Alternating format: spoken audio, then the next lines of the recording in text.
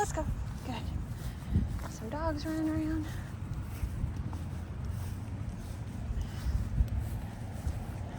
No. No. No. Let's go. Come on. Yeah, good job. Let's go. Okay, so let's talk about that and some mistakes I made and what I learned from it. So there was a small Chihuahua terrorizing a larger dog. It got away from its owner. It was on the other side of the park, barking and running circles. He was very upset about this Chihuahua. He actually held a grudge, which I'm going to go into later. But I said no for the barking, tapped. Usually that works for him.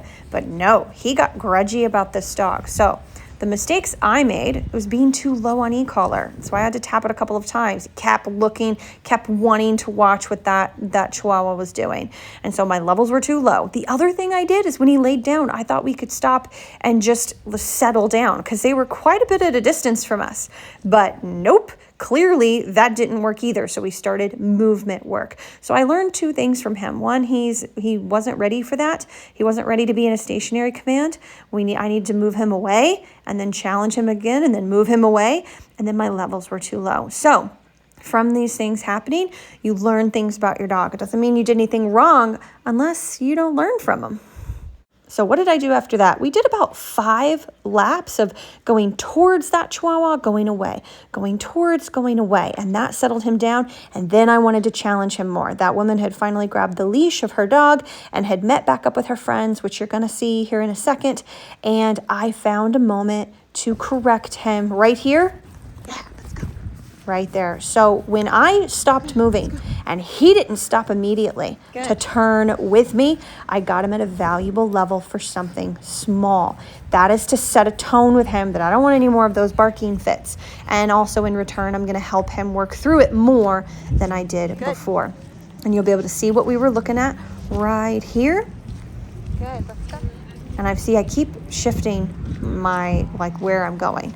There it is. That's one of the Chihuahuas is in that group that had rejoined that group. And so every time he looks over there, I'm just a lower tap at this point and moving, lower tap and moving, lower tap and moving after setting a tone with that bigger correction for him not paying attention. So some of you may be wondering, what did I correct for in that instance? Well, he had an issue with that dog earlier because that dog was really misbehaving. And I was going after 2 things. One, it could have been loading.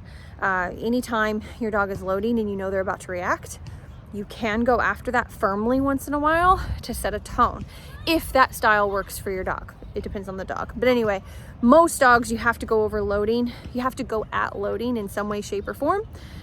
It depends on how firmly you need it, depending on the dog and the situation. But here's what I was really going after.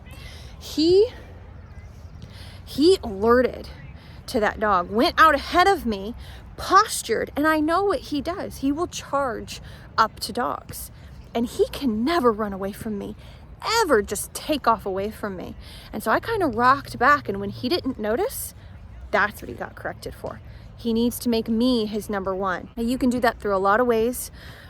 You can do that with just tons of leash work, tons of pack drive work, food work. There's so many ways, and he's had them all. But at the end of the day, most dogs are going to need some form of accountability to actually make them follow all that foundation that you gave them.